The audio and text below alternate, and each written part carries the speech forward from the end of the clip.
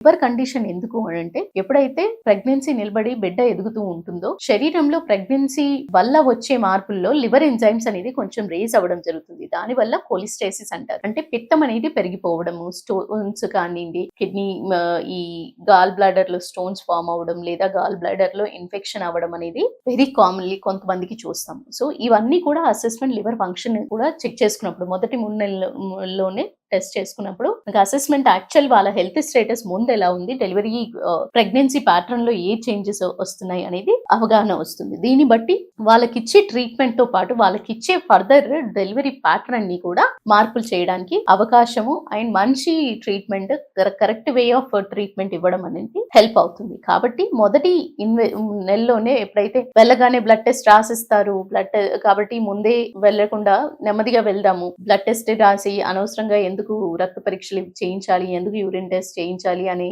అపోహ అనేది తీసేసి మీరు వెళ్ళినట్టయితే as soon as pregnancy confirm అవుతూనే మీరు డాక్టర్ ని సంప్రదించినట్టయితే సరైన టెస్ట్లు, ఇన్వెస్టిగేషన్స్, స్కాన్స్ చేయించుకుంటే సరైన టైంలో తెలుసుకున్నట్టయితే దానికి కావలసిన ముందు జాగ్రత్త చర్యలు తీసుకోగలుగుతారు. Thank you. నమస్తే.